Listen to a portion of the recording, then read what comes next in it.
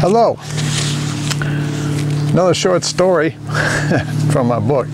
But anyhow, this is just a very short story. I hope you like it.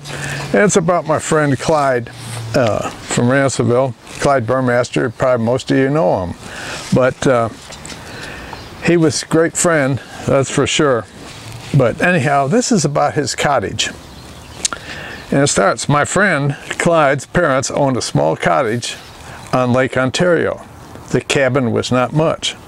A couple of small bedrooms and a living area. I don't think anyone ever slept there. Maybe way back they did, but not in my time. Over the years, the cabin kept crawling closer and closer to the edge of the precipice, going down to the lake. And I often wondered, who could ever sleep there without having a falling nightmare? But anyhow, even so, it was a cool place for us kids to hang out. We spent hours learning hand and eye coordination, using a piece of driftwood for a bat and beach stones for a ball. Blasting those stones with a driftwood bat was fun. We knew we were headed for the major leagues. As we got older, the games became more serious. Seriously. Says there was a time when I remember one of the gangs showed up with a pipe cannon. A pipe cannon, yep. I think it was Clyde. He was pretty clever with things like that. It was a simple device, maybe a foot long, made out of 1-inch piece of pipe. Galvanized pipe, yeah, good cannon material. One end was open, and the other end was threaded, and then a threaded pipe cap was on that. Just above the cap was a fuse hole that had been drilled.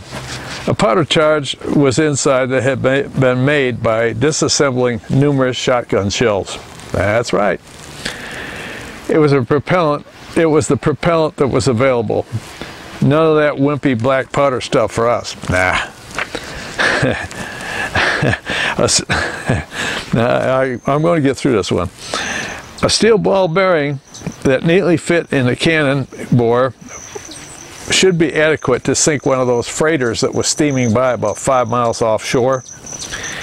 And we had big plans for this. But anyhow, the fuse was equally simple. A soda straw wrapper with a little bit of propellant in the bottom end of it, and then the rest of it was twisted very tightly to resemble a fuse. When it was lit, then blown out, the wrapper would slowly smolder until it reached the powder charge. That's when the action started. So it was launch day. Perfect. No wind. The lake was like glass. I'm sure you all have seen the lake when it's really calm. At the top of the bank, a small trench was dug that held the cannon, pointed up about 45 degrees to get the maximum range. You ready?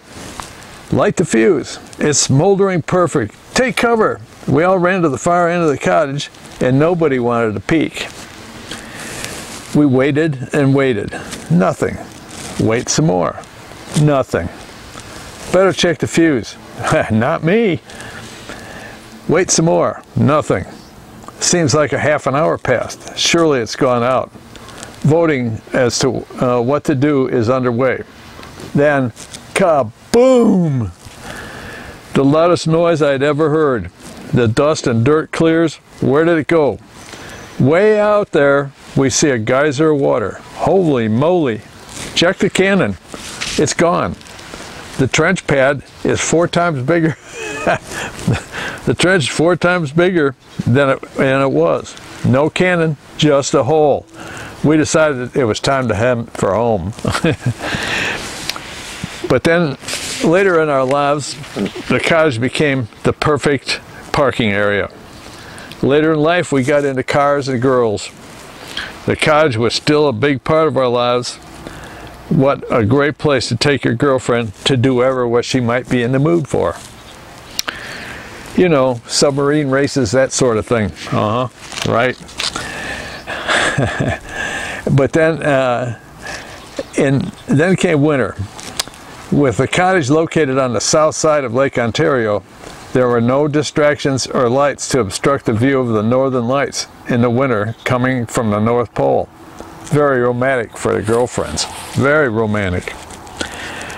During the peak of the winter, January and February, it got bitterly cold there on the lake. The north winds coming across from Canada was tough. Outdoor fun was restricted.